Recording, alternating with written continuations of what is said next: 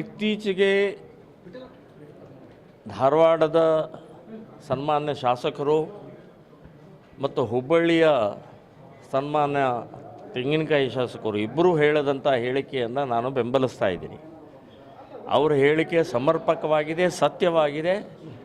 So ಅದರ ಸಂಬಂಧಪಟ್ಟ ಗಂಭೀರವಾಗಿ ತಗೊಂಡು ಸರ್ಕಾರ ಆಗಲಿ ಇಲ್ಲಿಯ ಕಮಿಷನರ್ ಅವರಾಗಲಿ ತನಿಖೆ ಮಾಡಬೇಕು ಅಂತನ್ನುವಂಥದ್ದು ನಾನು ಹೇಳ್ತಾ ಇದ್ದೀನಿ.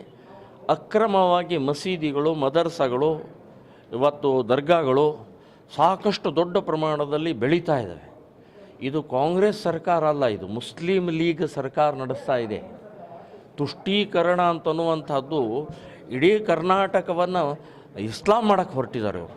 ಸೊ ಆ ಸಂಬಂಧಪಟ್ಟಾಗೆ ಇವತ್ತು ಕಮಿಷನರ್ ಅವ್ರ ಜೊತೆಗೆ ಮಾತಾಡಿದ್ದೀನಿ. ಮತ್ತು ಧಾರವಾಡದಲ್ಲಿ ಏನು ಒಂದು 21 ಜನ ಬಂದಿದ್ದಾರೆ, ಅವರನ್ನು ಹೊರಗೆ ಹಾಕಬೇಕು. ಇಂಜಿನಿಯರ್ ಇದ್ದಾರಂತೆ, ಟೊಯೋಟೋ ಕಂಪ್ನಿಯಲ್ಲಿ ಇರುವಂಥ ಕೆಲವೊಂದು ಉದ್ಯೋಗಿಗಳಿದ್ದಾರಂತೆ. ಸೊ ಇವರೇನು ಇಲ್ಲಿ ಬಂದು ಮಾಡೋದು? ಈ ರೀತಿಯ ಪ್ರಕ್ರಿಯೆಗೆ ಅವಕಾಶವನ್ನು ಮಾಡಿಕೊಡಬಾರ್ದು ಅಂತನ್ನುವಂಥದ್ದು ನಾನು ಹೇಳ್ತಾ ಇದ್ದೀನಿ.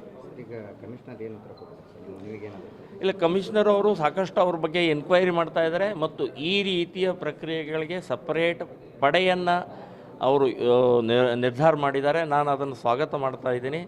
ಮತ್ತು ಕೇಂದ್ರ ಸರ್ಕಾರ ನಾನು ಗಮನಕ್ಕೆ ತರ್ತಾ ಇದ್ದೀನಿ, ಪ್ರಹ್ಲಾದ್ ಜೋಶಿ ಅವ್ರಿಗೆ ಭೇಟಿಯಾಗಿ ಒಂದು ಮನವಿಯನ್ನು ಕೊಡೋ ಇದ್ದೀನಿ. ಲಾಂಗ್ ಟರ್ಮ್ ವೀಸಾ ತೊಗೊಂಡಂಥವರಿಗೆ ಅವರನ್ನು ಹೊರಗೆ ಹಾಕಬಾರ್ದು ಅಂತಿದೆ. ಯಾಕೆ ಪಾಕಿಸ್ತಾನಿಯವರು ಲಾಂಗ್ ಟರ್ಮ್ ಇರಲಿ, ಇನ್ನು ಶಾರ್ಟ್ ಟರ್ಮ್ ಇರಲಿ, ಪಾಕಿಸ್ತಾನಿಗಳೇ, ವೈರಸ್ ದೇಶದ್ರೋಹಿಗಳೇ ಅವರನ್ನು ಹೊರಗೆ ಹಾಕಬಾರ್ದು ಅಂತನ್ನುವಂಥದ್ದು ಯಾಕೆ ಇದು ಯಾವ ನಿಯಮ ಇದು? ಇದನ್ನು ತೆಗೆದುಹಾಕಿ ಇಲ್ಲಿ ಯಾರೋ ಒಬ್ಬಳು ಪಾಕಿಸ್ತಾನಿ ಲಾಂಗ್ ಟರ್ಮ್ ವೀಸಾ ತೊಗೊಂಡು ಹೊರಗೆ ಹಾಕಬೇಕು ಅಂತನ್ನುವಂಥದ್ದು ನಾನು ಹೇಳ್ತಾ ಇದ್ದೀನಿ.